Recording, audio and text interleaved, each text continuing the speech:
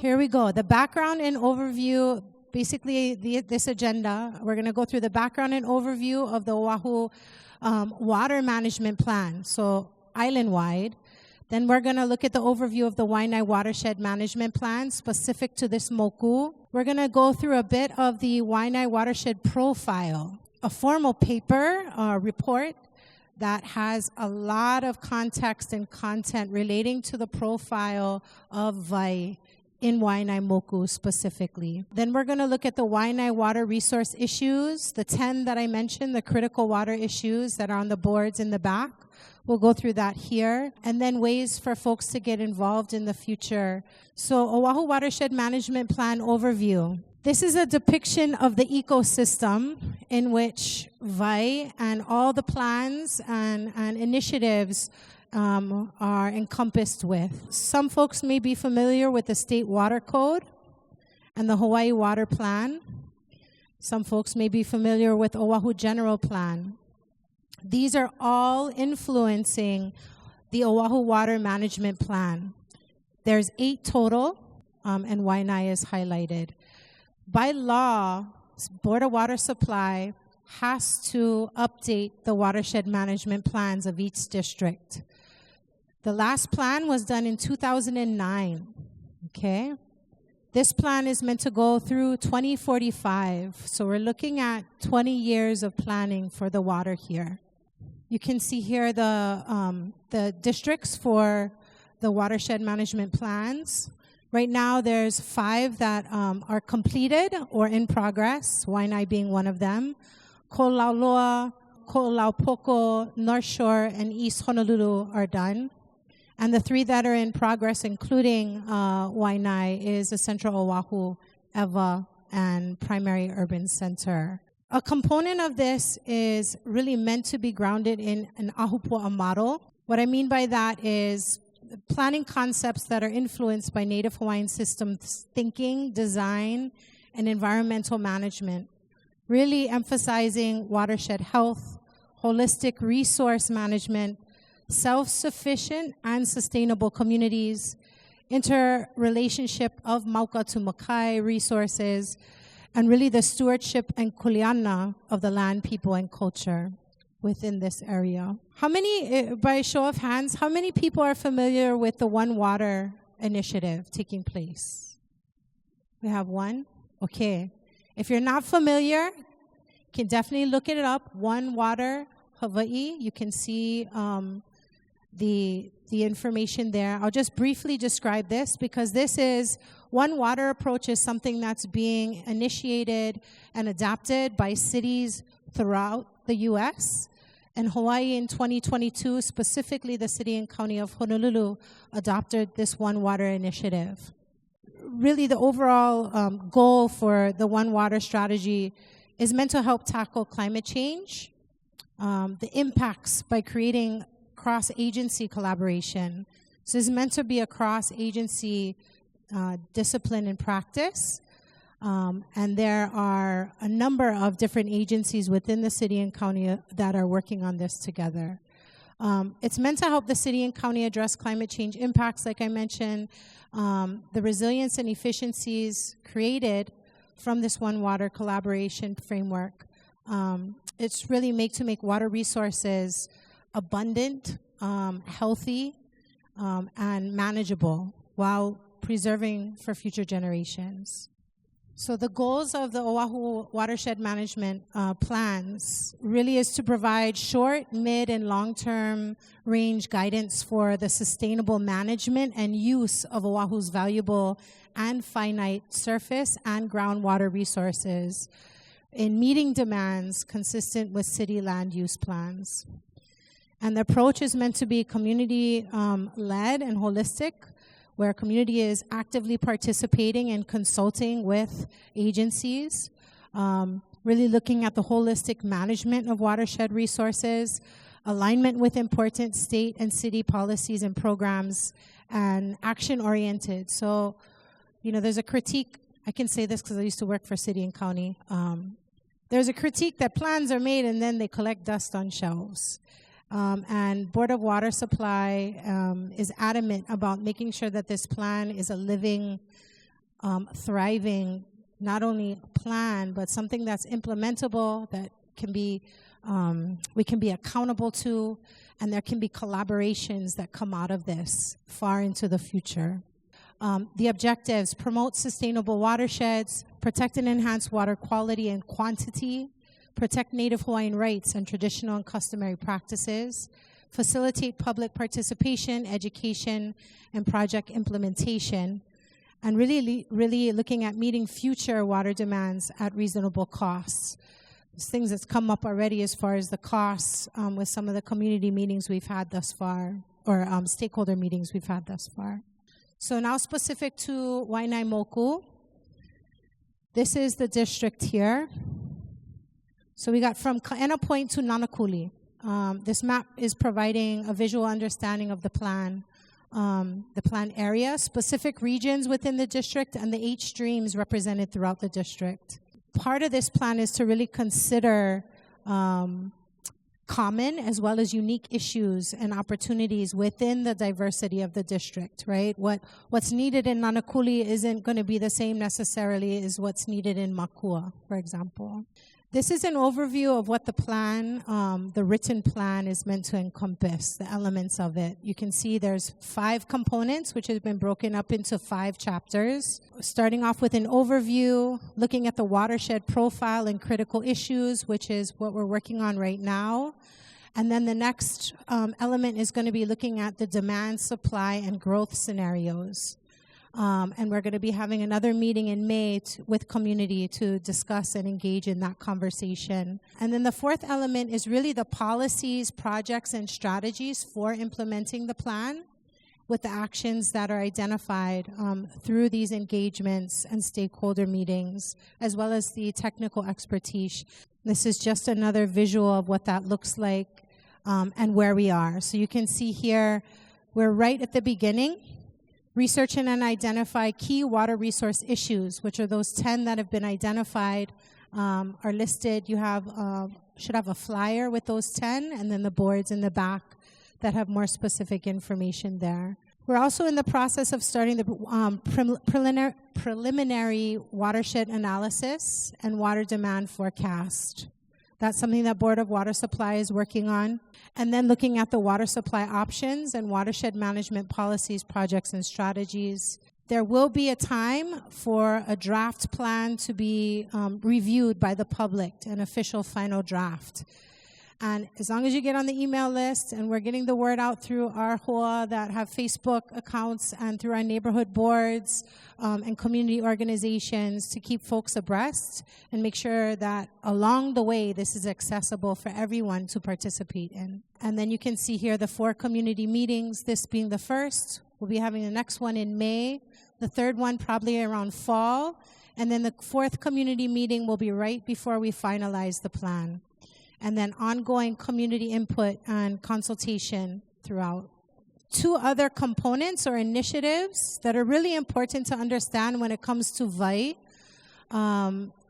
are one, and what will also influence this plan is the Waianae Sustainable Communities Plan. Many of you may be familiar with this already, which should be done by this year. They're getting a final draft completed. They've done community engagement and outreach. Some of you may have been part of that.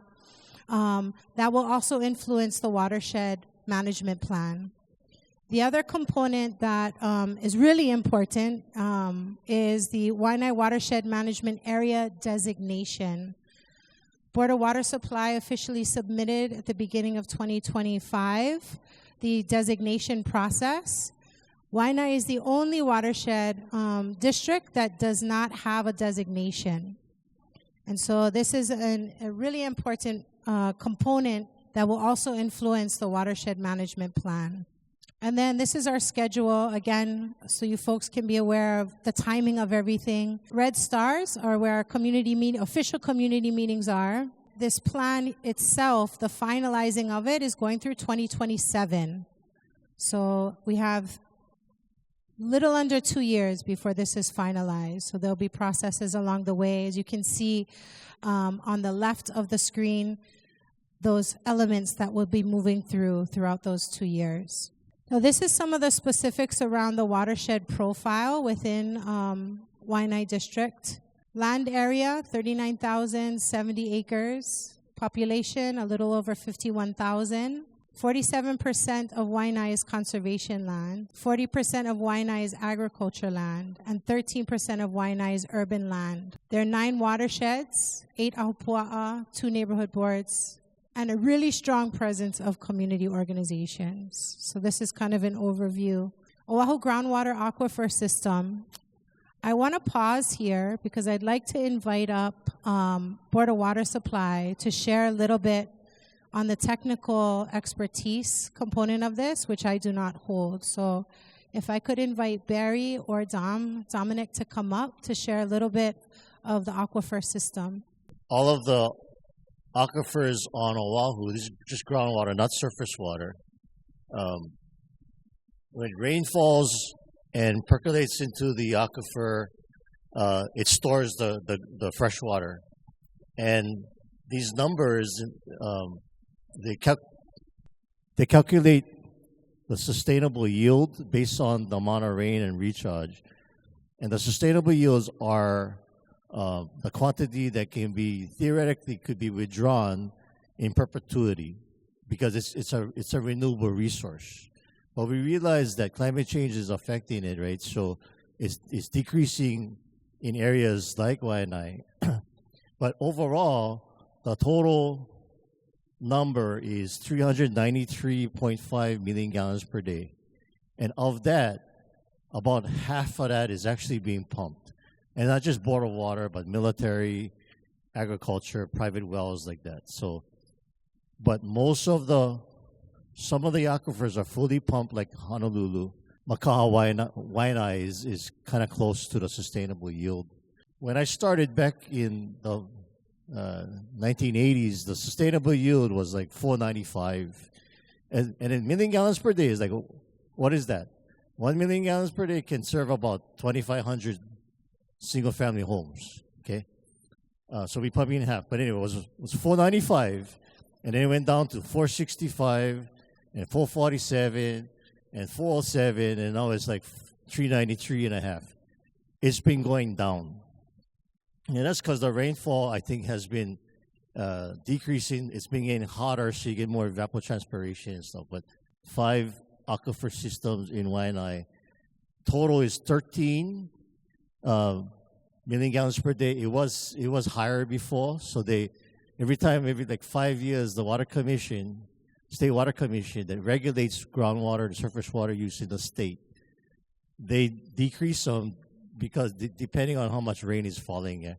So, but not all 13 is actually available. So we have sources in Makaha and Waianae, but nothing in Lulule or Nanakuli or Keau. It's all in Makaha and Waianae. And we expect them to reduce it. And so if and when they do it, they don't exactly know when. It may be this year, maybe next year. But if they do, then we got to cut back on our pumpage and the production. And then where you can get the water? We have new sources we're trying to build in the Pearl Harbor aquifer, and we pump water in. And we're going to have to pump more. But if it reduces, and even if it doesn't, it points to more conservation, using water wisely. And if you use less water, you pay less on your bill too, all of that. But it's very, so that's a big part of the plan, how to conserve. We have rebates that we're going to build into the plan on how to get that. And in education, and then teaching our keiki how to behave, how to use water more efficiently and not waste it, yeah, because it's precious. So anyway, that's just sort of an overview of that. And then I got a question. Okay, we have more communities coming up. So do they account for all these communities that are coming on board? They don't build watersheds. They don't build extra water to account for all the communities that they plan. So yeah, about new developments, and is there enough water for that? I think is what I thought I heard. There should be. It depends on where it is. But that's why it's so important to use as little as you use what you need, but don't waste it, and then it'll spread around. And there are areas where in Makaha we have some issues depending on how low they bring the sustainable yield down, where we cannot really confirm, like in places in town because of Red Hill, we had to shut down some sources. So it's not a guarantee, yeah. When they come in with the building permit, that's when it's allocated on a first-come, first-served basis. We don't reserve water into the future because it's limited, yeah. Our job is to ensure that there's enough water for that. That's part of the plan as well. And that's why we trying to build on desalination plant in Cambo Industrial Park for additional supply too. But anyway.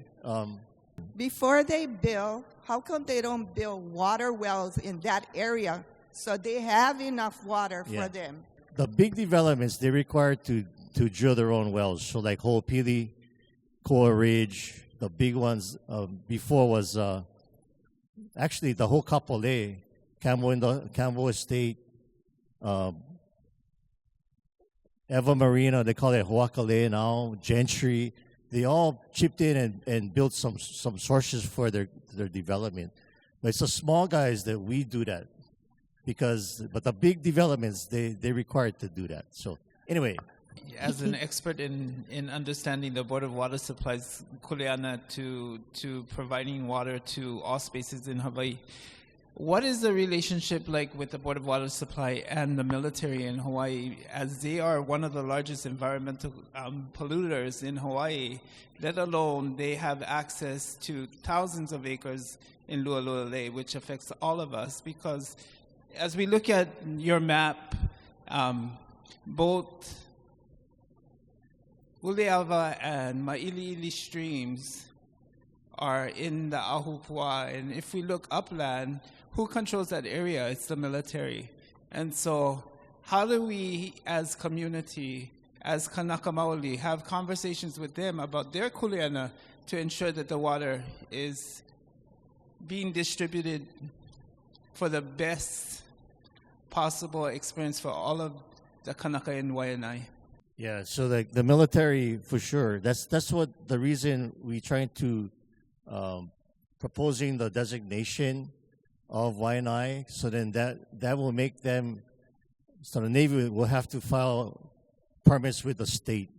It has another regulatory layer, and that's one of the big reasons why we're pursuing that, because get Lulule and Keao, what are they doing about it? You know, there's opportunities for some restoration too. I don't know if you heard about, and we can get into it, with the details, but in the designation, we identified Puhawai Spring. That's the big source for Lulule.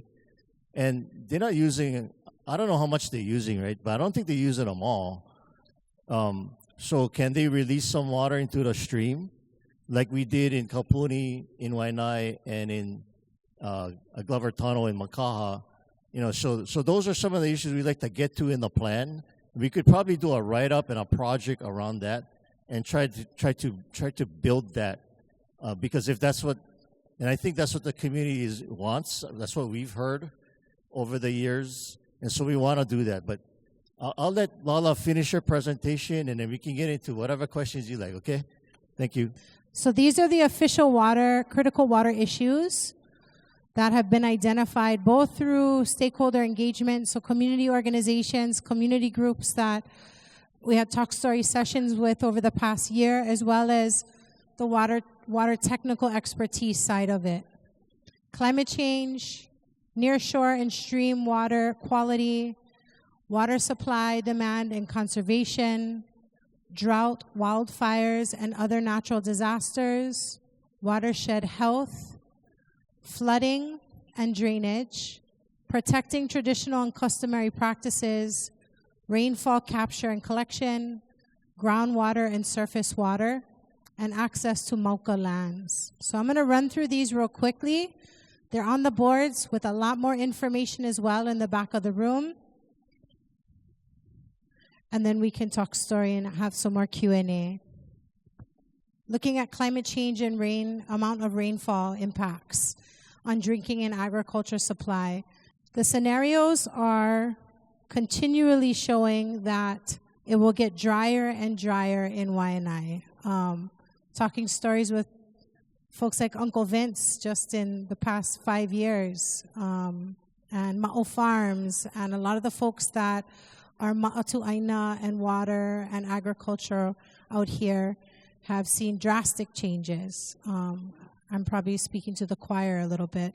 This first issue here, nearshore and stream water quality, really looking at erosions from upland areas, polluted runoff from development, and the cesspools and sewage spills are a really big one, hot topic as far as cesspool conversion.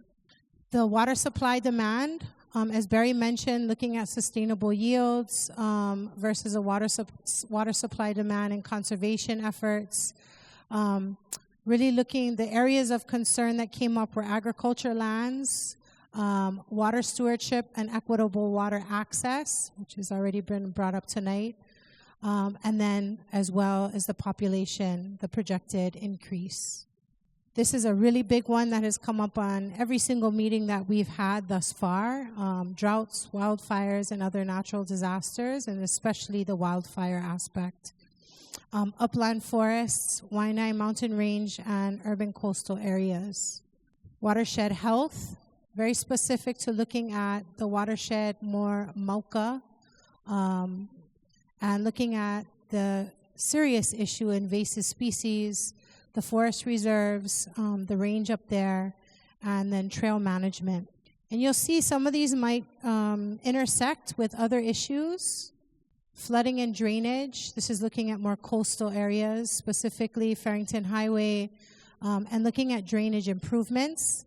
We've also heard things around water recharge and how are we reusing water. This one came up as well, protecting traditional and customary practices. So cultural sites and landscapes, Makua Valley specifically, as well as Makaha, Mauka side, for community and cultural practitioners to be able to access these areas, both for cultural protocol and practice, but also for Malama'aina, that more and more folks are wanting to get involved in.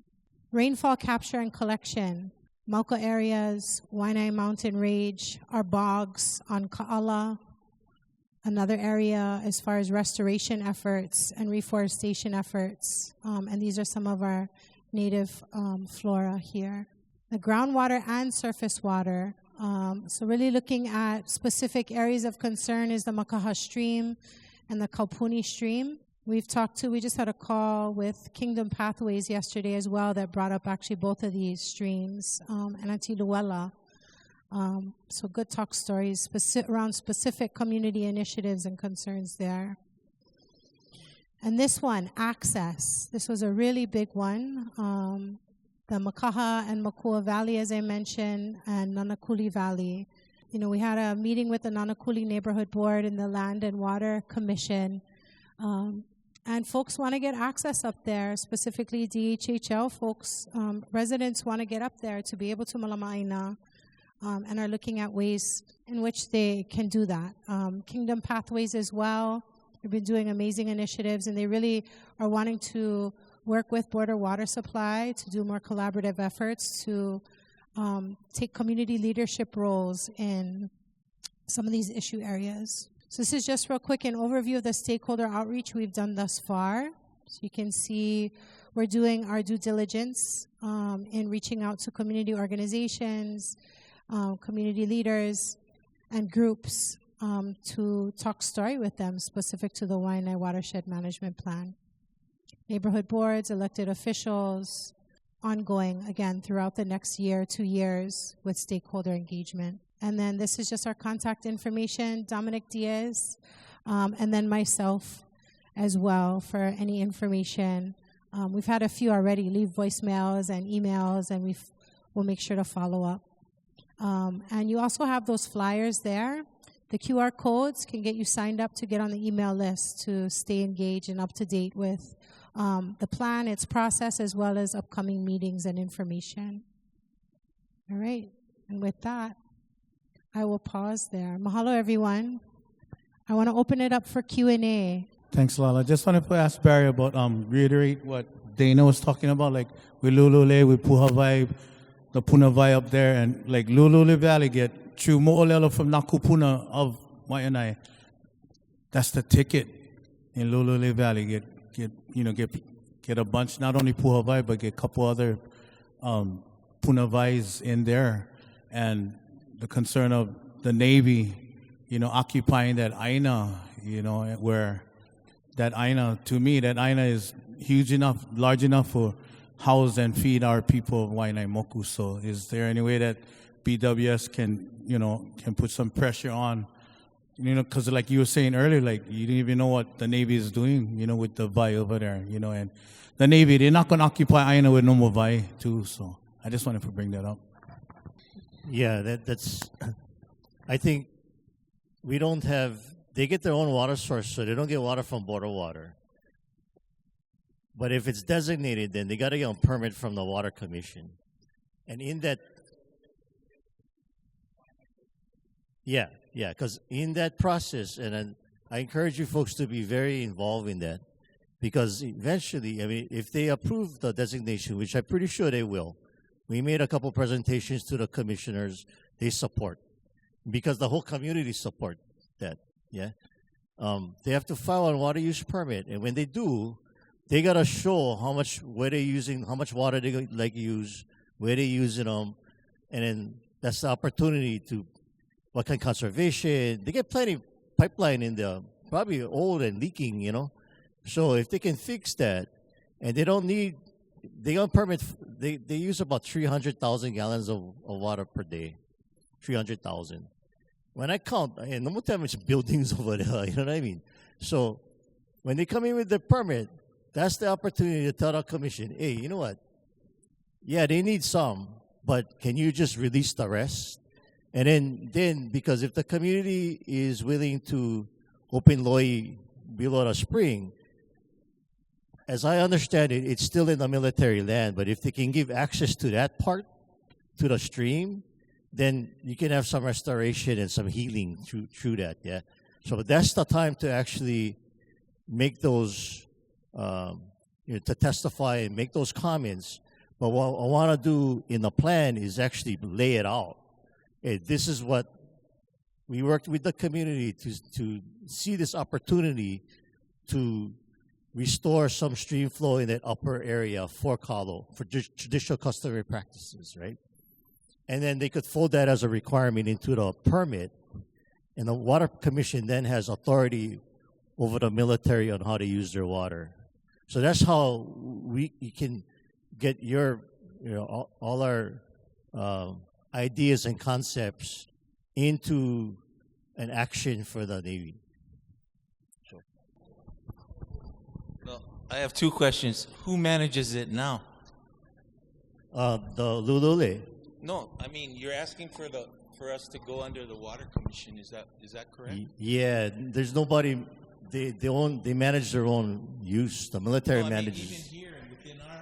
Yeah, so I'm just trying to find out if you guys want the Water Commission to manage the area, who's managing it now? Yeah, so we manage the sources that we have that serve Waianae and Makaha, and we bring in water into Nanakuli from Pearl Harbor. Yeah, so we are only managing the areas that are under our control? That's correct. Yeah, so the military areas are not under that management? Correct. And my second question is, on this map, you have 6 different sections or areas. Aquifers. Areas, yeah. Yeah. And does each one have their own aquifer? Each one has a sustainable yield. So Keao is 4, I believe. Lulule is 3. Makaha, Waianae is 3 each. So every number on this map is an aquifer that you're drawing upon, and not just one single aquifer. No, we don't have any sources in Keao or Lulule or Nanakuli. Only in Makaha, Waianae. That's their own aquifer within that district.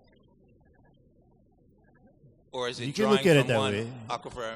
Yeah. What I'm trying to find out is, does each district have their own aquifer, or is it Each one has a number of aquifers. Oh no, it's basically one aquifer is drawn into the the watershed, Each right? color on the map. Yeah. Yeah, so each one has its own aquifer. Yeah, it's a separate aquifer. Yeah, and yeah. none of them share an aquifer. It's a hard question. It's a good question.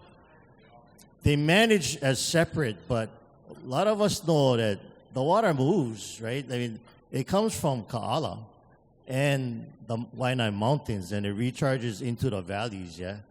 And they can be interconnected, but they manage them as separate. Well, I'm just trying to figure out, I mean, if we have a designated amount of gallons coming out of our aquifer, is all of that water for us, or is it being relocated to somewhere else? No, it's basically there's not enough water for even Waianae, yeah? That's why we pump water in. But it's for, so in the Constitution, it says water is for the benefit of the people. Nobody owns the water. In the Hawaiian Constitution. Yeah, Hawaii Constitution. Yeah, Right. it's held by the state for the people as a trust. So we get wells that when it's designated, we got to get a permit to pump that. But that's the Water Commission got to approve that. Yeah. Yeah. But- And And we charge you for the cost of getting the water to your house, right? But then there's the value, the cost that the water is actually owned. I mean, it's a public trust for the people of Hawaii. So anyway, no, it's that's where kind of it's, convoluted, but that's a good thing. But that's a good thing, right? Because if it's not like it is if we're managing it. we're trying to. No, but why do you want the Water Commission to manage it? Yeah, that's a good question. Why do we want the Water Commission to manage water supply? You know, they keep us on our toes too. They tell us what to do, but there's nobody managing the military or the private wells. Nobody's watching that. So it needs to be under one state agency so that it's all managed consistently and in the right way. Or is it that way on all the islands? So designation is true on Molokai. The whole island is designated under the state control. Iao and Waihe on Maui, and then now West Maui is designated. The rest is not. It's non-designated. And so anybody can, if you own land, you can drill a well and pump water. And that means us, right? Not designated. Not yet. I mean, yes, but when it's designated, then everybody to get on well got to get on permit. From And the that's Board when of they Waters- lay out the conditions. Hey, is there a chance for using less conservation, or there's restoration opportunities that come up with the permit? So, And the permit comes from Board of Water Supply and not the commission. No, the permit comes from the Water Commission. We got to get our own permit from them. They over us. I'm going to touch on a couple different things, yeah? So the first thing is that, so this paper says VI 101. Barry, the data is 1970 to 2011. This is 2025. We need data up to 2024. Ka'ala rainfall, that data has to be available. That can't be something hidden. Can you please make sure the next time we have a meeting like this that we have data that's up to date? Because your data here says that in the period between 1970s and 2011, that's 40 years, Mount Ka'ala has decreased. The rainfall has decreased, right? From 100 inches to 65 inches. That's a huge decrease. But we also know in the last 7 years, sorry, I'm raising my voice, but we also know in the last 7 years, every summer is hotter. Every year is drier. You can see, if you look at our mountains, our Kuahivi, if you look at Ka'ala, it is drying out, right? So, to me, it's like this is a long time in coming. And the more we kind of just talk story and bang this thing around, and, it's like, Aina is changing. Rainfall has changed. The way it rains has changed, okay? So it's getting hotter, it's getting drier. We need data up to 2004. We should have data up to last month. That data, that rainfall data is available, okay? So that's the first thing. Please get us good, up-to-date information, especially on rainfall, because this is critical, because this can get us moving, right? It took 16 years. I was on an organization called Mohala Ikavai. We had an agreement with Board of Water Supply, with Barry, basically, that we would attempt to restore Makaha Stream. That attempt has failed, straight up. But it took 16 years to get Aina to do some planting, okay? Now, I'm really, proud of Ernie Lau and Board of Water Supply for stepping up with Red Hill. But that's what we need, Barry. If you guys are going to be in on this, we need you to step up and get in here. Because, the thing that I hear that Board of Water Supply has in their back pocket to solve water situation is desalinization. And I want to say to all of you, the consequences of doing that and the pollution and the chemicals and the energy involved in that is poho.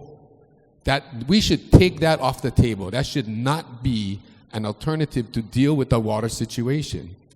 Recently, I was at a meeting with Auntie Lucy Gay, and she said, the earth has limits.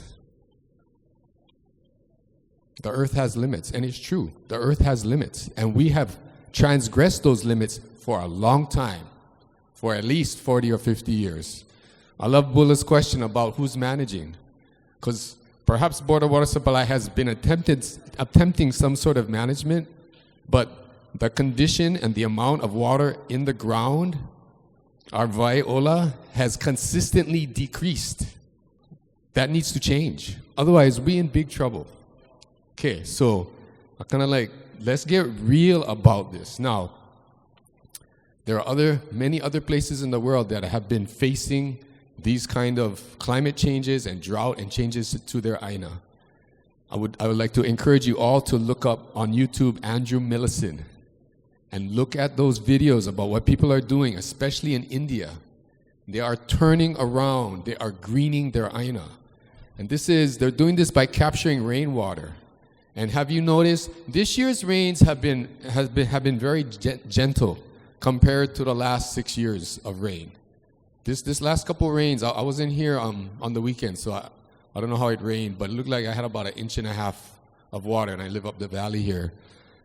But last year, the big May rain, the Kona storm, I never remember when Kona storm hitting Waianae in May, dumping like 5 inches in one night, This is what's happening with our rain. When it rains, it's coming down heavy, heavy, heavy, right? And then most of it's running away, right? We need to capture every last drop of that. And they're doing that with really simple technology. They're digging swales and ditches, and they're just capturing rainwater. And yes, we need to do that all over the Navy's 4,000 acres. We're practicing up at Ka'ala and in Makua, because we know in the restoration of Makua Valley, we're going to have to do this. We need to capture rainwater. But not just in the parks and in the open land. We need to do it in our backyards and in our front yards. It doesn't have to be huge. Please go look at those videos. They're super inspiring. Everybody got to jump on board this thing. And Barry, again, if Board of Water Supply is serious, then they got to get serious, and they got to get in here, and they got to push, they got to put money in. That's all our money anyway. So it's like, we got to push that. So please, good data. Yeah? And if Board of Water Supply is going to show up and do this, then do it 110%. Yeah? Because the in and out, wishy-washy, so-so, that's not going to cut it here. Waianae is going to get drier. Waianae is going to get hotter. We can learn to work with Aina as it's changing. But we got to pay attention. We got to work together. And we got to work hard. But it's going to be good fun, this kind of work. Yeah? All right. Mahalo. Thank you. We got to look up the rainfall. We have rainfall, but what I used was UH, so we got to work with them. So meeting 1, we're hearing your issues and concerns, right? Meeting 2, we're going to talk about the the supply and demand. Meaning 3 is the solutions.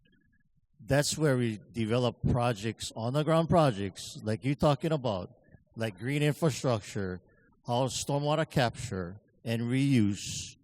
We want to build those types of projects for Waianae, specific to Waianae. We do them in other places of the island, but you may have heard of the stormwater fee that they want to get money for to incentivize green infrastructure and do more of what you're talking about. I'm hoping that they could find a way to actually get that done, because then we can tie that into conservation rebates and incentivize and make it happen. But we will define that project with your guys' help and put them in a plan with some scope of work, costs, who involved, what for do, and try at least lay out the concept, and then that can be applied in each of the communities, yeah. And in new building, that's an opportunity lost. That could have been required back when they approved the building permits for that rain catchment system, rain barrels, rain gardens, those kinds of things is all incentivized now, but we're trying to get to a point where we can require that, at least in the big developments, because I hear what you're saying.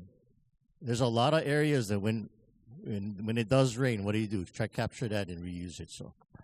So my question, it's not really a question again. It goes back to, she's always saying, Lala is always saying, Ola ikawai.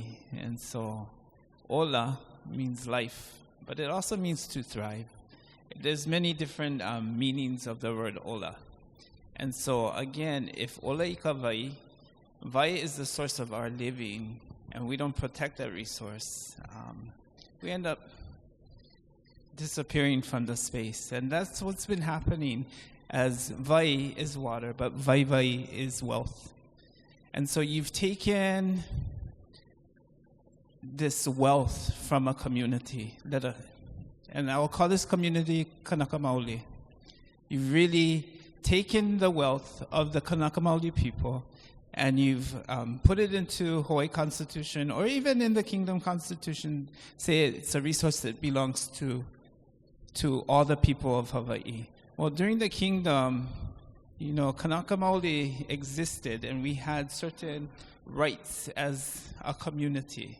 And so when we had our nation destroyed by the United States, again, this wealth has been distributed amongst all of the people. Doesn't matter what country you come from, more so from the Americas. So Americans, recognizing that wealth or water flow is important, have diverted streams and done a lot of pilikia to the systems, the natural systems in Waianae. So we are the products of these kinds of diversions. We're not thriving, we're hurting. And so again, how do you get Kanaka Maoli into spaces where it really looks at our position within the whole environment? Because the environment is not outside of ourselves. We are, historically, our cosmogony comes from the ocean and moves up the Aina. So we exist as people of Aina. That's our relative. To include Vai and its flow. That's all of our kupuna. So it has a huger impact on Kanaka Maoli. So when we develop within our community, we don't look at, our kupuna had made the decision a while ago not to be included in the statewide plan of, they kind of kept their ea. So now we're being asked to give up our ea, to design a plan that's going to put the Board of Water Supply, let alone a water commission, in charge of kind of making decisions on who can and cannot develop or use water within our community. And so again, we give up our rights as people to a commission or some sort of board that doesn't really look at us as, descendants of this Aina. And so how do we get Kanaka Maoli into that space where we do, especially from this community, into water decision-making decisions? How do we hold power in that sense that we don't give up all of our autonomy or our ea? How do we retain that? Mahalo for that. I just got a couple comments. The one thing that we really didn't emphasize with the neighborhood board and you guys is that this plan is your plan. That's why we're out here trying to figure out what is the issue so we can design them for you guys. And at the end of the plan, we're going to ask the neighborhood boards for their support of the plan. And that's the only way that we're going to take that to the council for adoption by ordinance into the water commission. Okay? And if it doesn't meet with, if there's something you need to change, then we'll change it. Because you folks know the area better than anybody else. I don't want to plan for you guys where I live, Kaneohe, or in town where I work, for you guys. That's why we're out there trying to build it. The other thing I'd say to that is that, you talk about kupuna, and was one of the reasons why we were looking for how to actually do a plan for the whole watershed. There's plenty of concepts out there. Integrated resource planning. You heard One Water, which is a brand name of that. We chose Ahupua'a, and the reason why is because of all the lessons that were taught back then. Where does it transfer to now? Can we allow that to guide us? Because the best management, the way to manage the resource is look back and see how Kupuna did it back then. Because they did it in a Pono way, right? So all those values, we want to extract and put it in the plan and make a statement. This is how you guys want the water to be managed. And if you don't see that, then don't support the plan until we get there. So that's all I can do. But we learn a lot from what was done before, and we applied it now in the modern context. As a community, if we say we want 3 to 5 people in consultation with the Water Commission before any development takes place, that's possible? So development is a little bit harder, yeah? Well, that's the sustainable plans, and this is working side by side with so it. And you make those statements in a sustainable communities plan, they got to be by law and policy, they got to be aligned. They got to be aligned.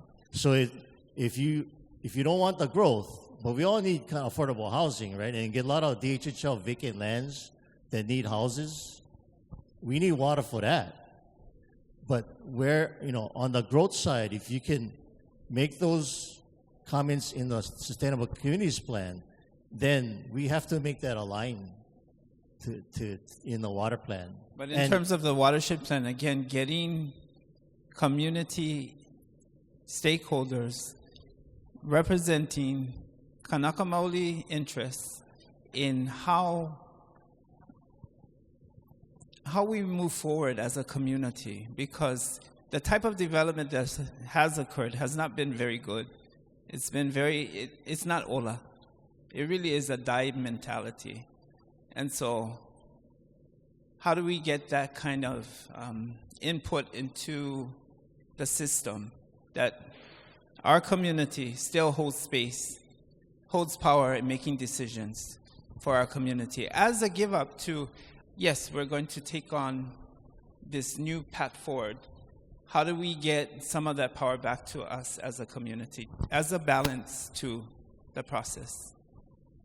Thank you. And your participation tonight is a step in the right direction. So thank you. Aloha kako, Georgie Navarro from Waianae Valley. I'm actually speaking on behalf of Kingdom Pathway. And actually there is 4, well designation and water rights. But I'm just going to take one question from each. And the first one is public trust and well permits. So here she has 3. But I think the interesting one is, how does Board of Water Supply balance new private wells with DHHL and Kuleana water rights, especially in water-stressed areas like Waianae? So in the Waihuli Ditch case, the Supreme Court looked at the laws and said there are 4 public trust uses in Hawaii, right? The 4 public trust, and these public trust uses have a higher priority than non-public trusts. So let me explain that. The 4 public trust uses, one is water in its natural state, water used for traditional customary practices, water for Department of Hawaiian Homelands for housing, and water for domestic use. So it's the water that you use for drinking and sustenance, yeah?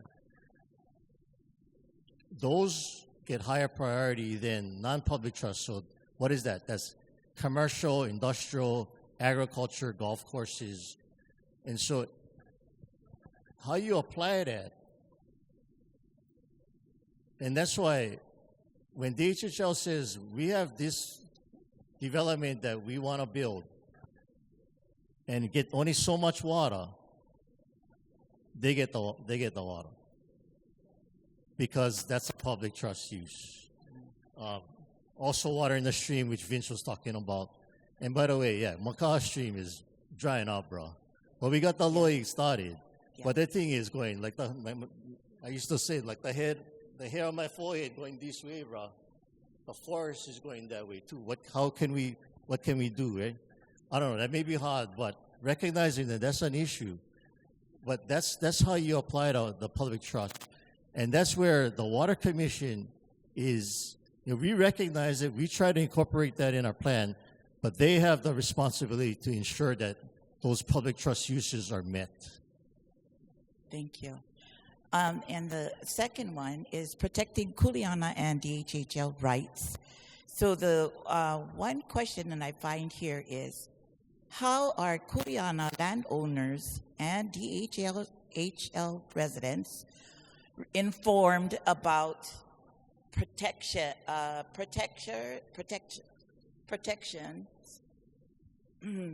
under the water code? So it's similar to what I was saying before, how it's protected. So when you come in with, say the Navy comes in with their Lule shaft, and they come in, they want a water permit, yeah? Part of that is, okay, the commission can say, well, what about the rights? You gotta protect some of the rights back in that's the restoration piece. And so they can condition the permit to only use like less of that for their needs, but then they gotta release the rest. And so in a permit, that can be discussed, and they're gonna make a decision around that. I see. Yeah, because I've seen them do that before, where they had to. In fact, what they did to us in Haiku, several of you folks may know of Kako'iwi in the He'ia wetland. They're restoring the Loi in there, and they say not enough stream flow. And so what the commission did is they said, Board of Water, we're cutting you back by 1 million gallons from your Haiku tunnel. Deal with it. We want more water in the stream. So they ordered us to do that. We already cut back half, but they took another half of that. So we get less, but that's how they would do it. They have the authority, but it's getting the community to advocate for that. And if we can put them in a plan, then it's more organized, right? And it'll be clearer if we can do that. So hopefully we can get there. Thank you. And then this is monitoring after permits are issued. So after a permit is approved, how does Board of Water Supply monitor to make sure Kuleana DHHL wells aren't harmed? Okay, well, so I don't think DHHO has any wells. Okay. They get the water from Board of Water Supply. Okay. There may be there's probably Kuleana lands that have their own well. And so once it's designated, it's important that they come in and file for a permit. They gotta, hey, I got a well. And once you gotta get the permit, because if you don't do that, then you're not gonna be able to pump water, right? So that's why we try to, who's got wells and who's using it, because they have to establish that permit so that they can continue to do that. I see. Thank you. And the last, of course, is the community and stakeholder and input. How does Board of Water Supply work with homestead associations, Kuleana families, and DHHL to include their input on water permits and well designations in Waianae? One of the things we wanted to do is tie the watershed management plan, do them at the same time as the designation, because we can do the planning and that will inform, and so we've done a lot of stakeholder outreach for the designation. We went to the Kingdom of Pathways and we did a number. So if you know Jonathan Shore, he's our consultant.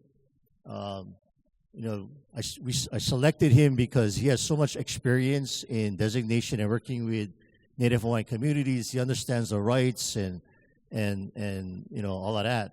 I wanted to make sure that all of that was captured in our petition. The petition has a lot of good information, by the way.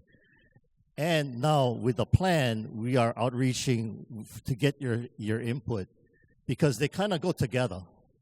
If we did one without the other, that's what we did the last time in 2009. Now when we do them together, there is more consistency, more conscious effort to find that solution, and there's an illegal umbrella that says, bro, you gotta do it, And so not everybody gonna volunteer. We volunteer, right? Some guys, they only act when they gotta. So that's the carrot and the stick. We've been trying to do carrot. I think we need a little stick. And that's what they give, and that's what they're gonna provide, right? So I think you get a better product when you combine the two. I am a school teacher, so I'm here with my laptop only because I'm trying to write notes as all the talking story is going. I want to just start off with Ue Kalani Ola Kahonua. Anybody knows what that is? Yeah, anybody knows who wrote that? Henry Ohumukini. My name is Valerie May Haunani Kavailani Ohumukini Manoa. That was my grandfather who wrote that theme. And I'm getting very emotional here because I know sometimes we like point fingers, but it's a kako thing, yeah? And when we talk about Kumulipo, that's from my mother's side of the family. Heva Heva is my mother's side of the family. So I'm coming to this meeting because I have a stake in this. And like our brother was saying, we gotta have Kanaka in this planning. And I'm so glad you folks are bringing us here in these 4 community meetings.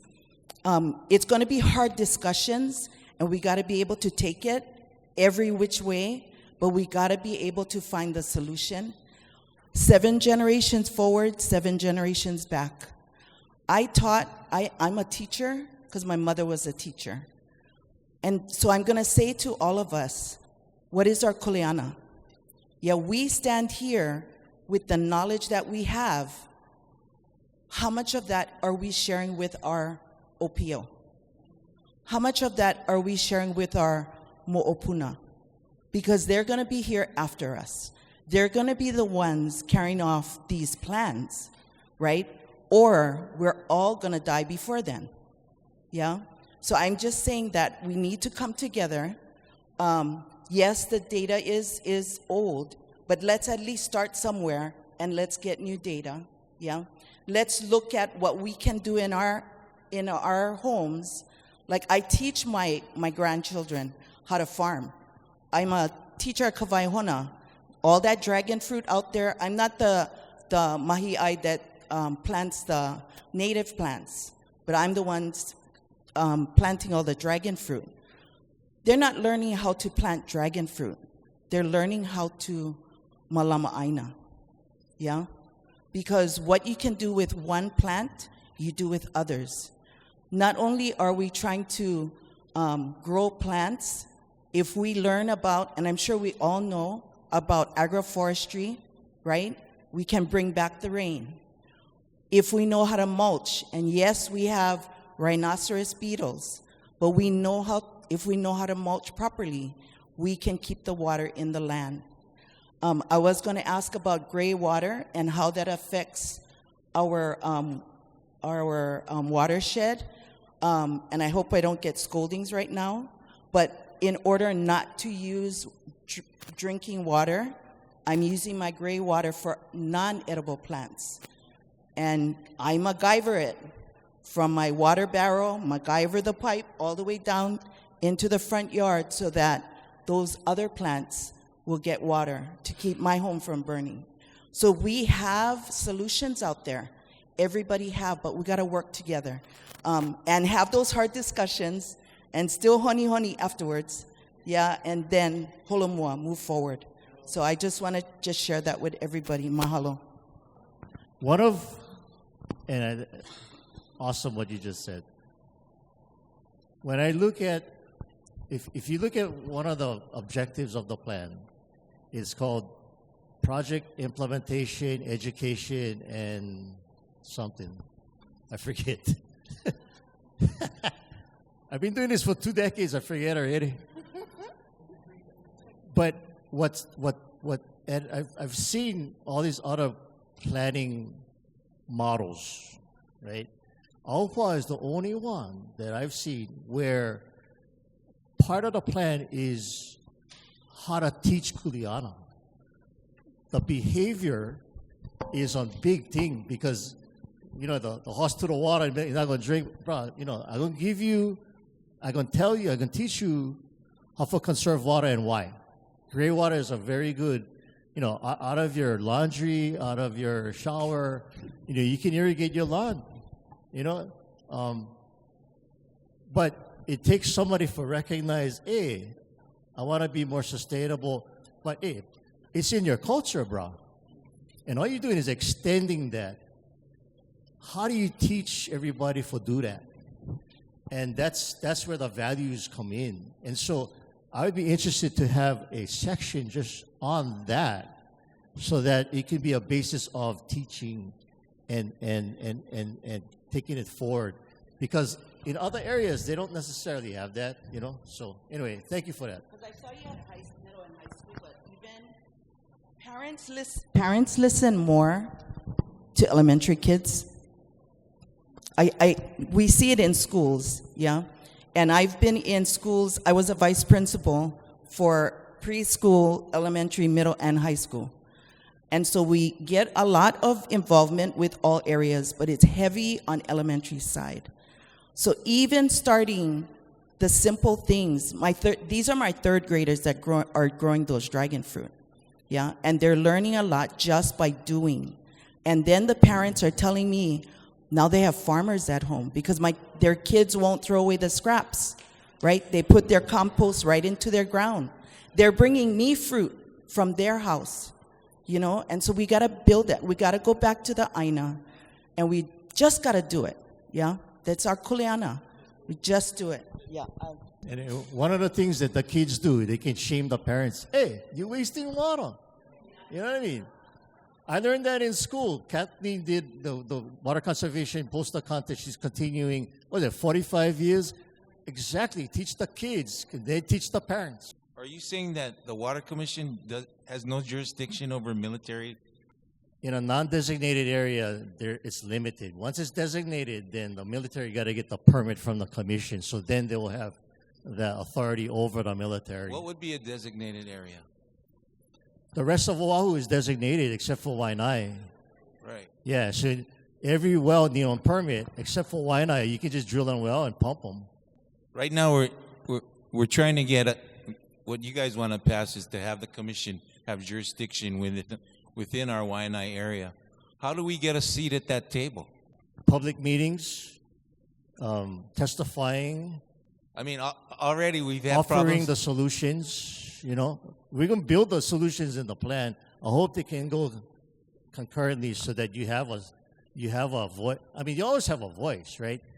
Are they going to listen? I don't know. You know, Well, I'm not sometimes sure. we do and sometimes we don't. I mean, we see what's just not a been perfect happening thing, in right? Maui, right, with their water commission and them having to, or the governor selecting that commissioner and having that commissioner removed because of Hawaiian protests. I mean, if we're trying to protect Native Hawaiian rights and traditional customary practices, how do we get a seat at that table? I don't know about getting on the commission, but there's supposed to be a cultural practitioner on the commission. It's up to the governor. I mean, You're going to find that. For me, that's what I want in the plan. I got to talk to you after, bro. But the governor appoints the commissioners. But how you get your voice heard? You're going to find that they're going to do one public hearing, and they're going to take all the comments, and you don't know if that they're going to accept them or do anything with them, bro. But that's what the process is. We're trying to figure out how to solve it and give them some suggestions. So thank you. So the utilization of your model, the Ahupua'a model, we're quite familiar with Ahupua'a systems, living in an Ahupua'a, you know, the flow of life from Mauka to Makai. And then what are the major hiccups right now that's causing the disruption of the flow from Mauka to Makai?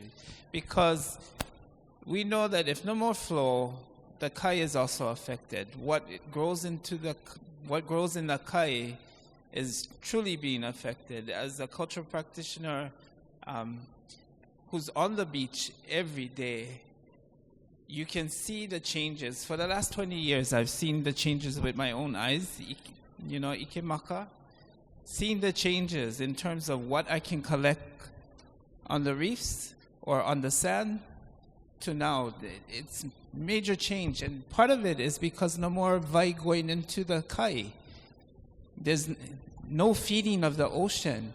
That biodiversity of the mixture of kai and vai, as Kanaloa and Kane, you know, the two brothers, one representing the salt and the other one the fresh, you know, that is important in terms of producing the kind of life that exists before, which is not happening now. The limo will change, eh?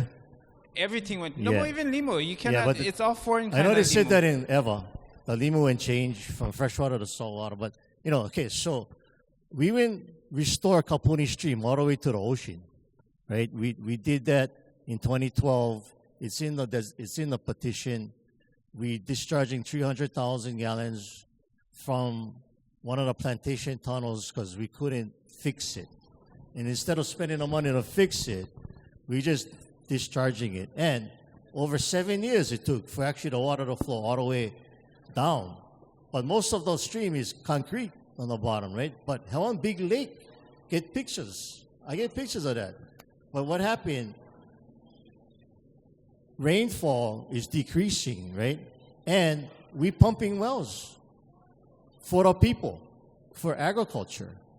So there's I don't want to sugarcoat it, but there's a trade-off between stream restoration and, you know, rights associated with that versus water that come out of your tap for your family, right? So at some point, you know, you cannot have, I mean, Waianae is because Anai used to swim up the stream before because it was always going to the coast.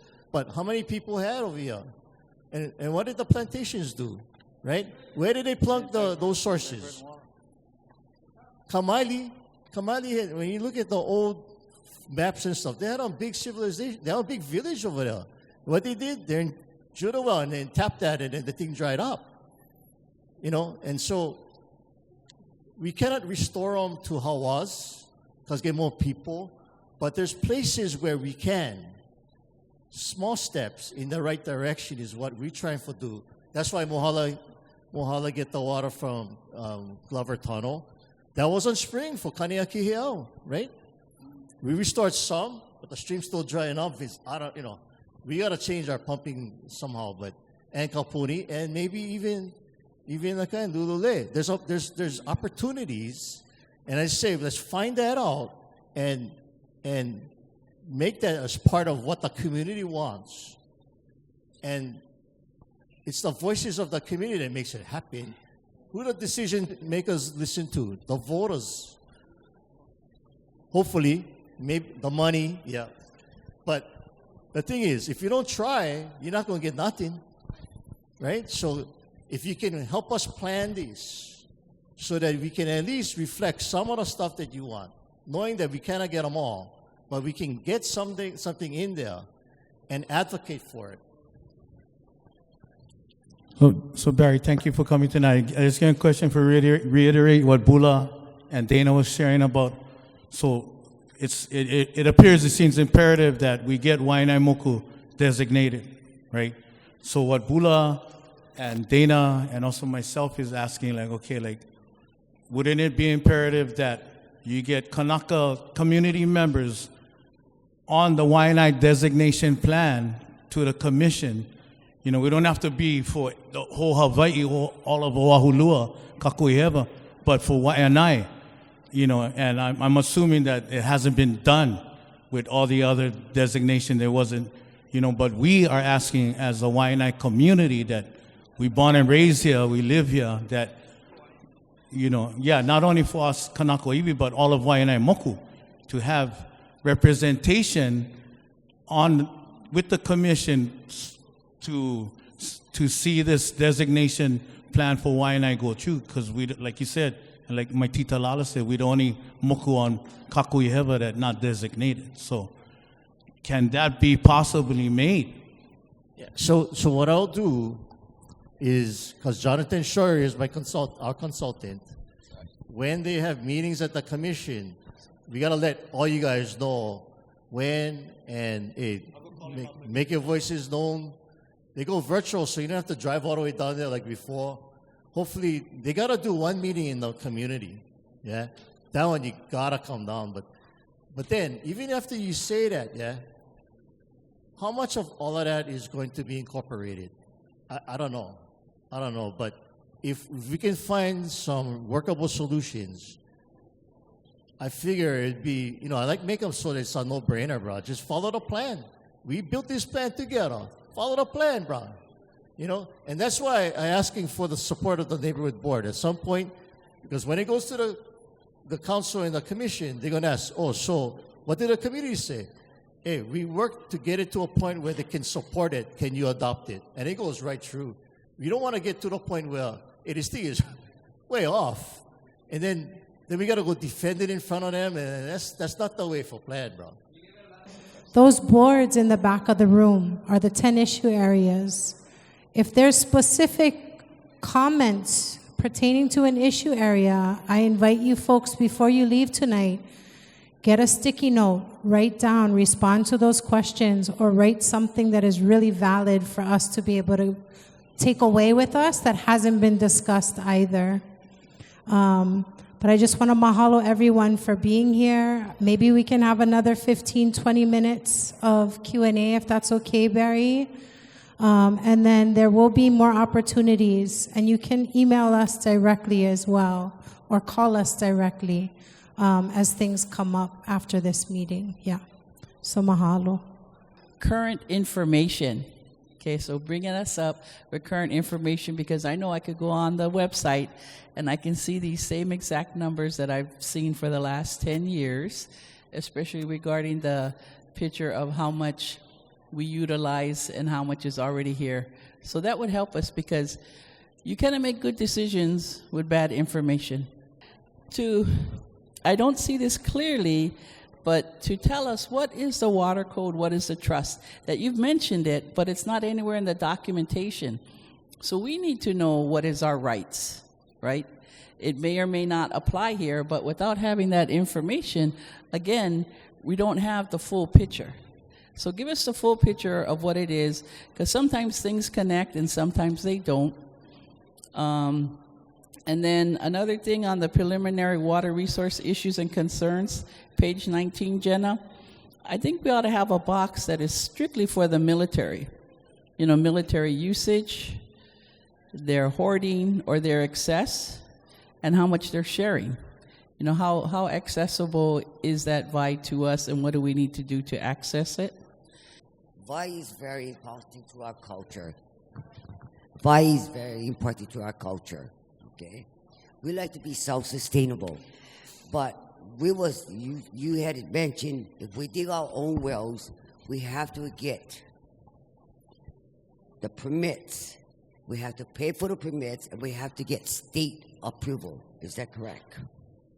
Submit an application, yeah, and maybe we can help with that, because in the petition we have a sample to follow. And then maybe we can have Jonathan help you guys, and because I think that there's still funding for that, because a lot of guys, we get a hard time fill that out. By the way, it's not easy, so we can help. So you're going to provide fundings to have the digging, or the fundings for the permit? For the permit. So if you have a well and you want to file an application, then what I can do is have Jonathan help you fill out the application. Fill out the application. But we got to pay for the application, or you guys going to fund for the application? We're going to help you fill it out. When you submit it, it's free. There's no charge for it. There's no charge. As far as I know. Does anybody? We'll get back to you on that. Once the application has been approved, I dig on my INA that I paid for. Yeah. Okay? I still got to pay for you folks to come and inspect it, to monitor the well. Not me, not us, because if you're getting water from us, that's something else. But if you're drilling one well just for your house, that's the water commission. That's the water commission. Yeah, not Board of Water. Okay, my concern is all around, whether it's city or state, they're still controlling us Kanaka, Ma'oles. We have no choice but to go follow what was implanted. But the part is, we shouldn't have to be going through all these loops and holes, because we did not give up our rights, okay? We did not give permission for gentrification. But our side that has the highest agriculture land is being told, you gotta reserve your vine. But it's okay for state and city to continue bringing in gentrification and telling us Kanaka Ma'oles, hey, limit your water. Go use water catchment. Where are their water catchment? And why we gotta turn around face? We're at the end. We're at the end. We're always the last to get things. The part is, it takes everybody to collaborate. City controls the water. States turn around control so much. Our Kanaka Ma'oles just want to have an honest living. We want the VI. But you're going to tell us when to use the VI, how to use the VI. We cannot drill on our own property without permits, or we're going to get fines, or we're going to get arrested. Or the state is going to monitor how much water we're going to use from a well that we dig on our own. I know. So, what you're coming out here is not really helping our people. It's giving our people direction, rules to follow. When our people been living on the island, Malamin looking for by doing things, we did not drain our aquifer. Gentrification drained our aquifer. We had the most pristine aquifer in Makaha. I remember as a little child, with the Army yardstay, Makua. I remember the water going up. I remember the crayfish. I remember the guppies. That's all gone. It's not because of our people. It's because of outside entity came in. So, what I have to say, city knows about the water, states turn around trying to collaborate. But where is the collaboration to inform our Kanakamo'olis? To something like this when happened, then you guys try to bring us in. Please, people, listen to this. Do not use our Kamakamo'olis to do the dirty work.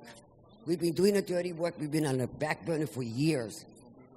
Manlama us as we manlama what comes. Gentrification is being forced upon our community, our moku. It's not by choice, it's by force. It's not by choice, it's by force. You understand where I'm coming from? But yet, there's a big process. But the process can cost. Do you have an existing well? No, but if I did, sir, if you had, the then well you would, is given from Keakua, Yeah. not by man-made Right. stuff. It's from Keakua, from my moku.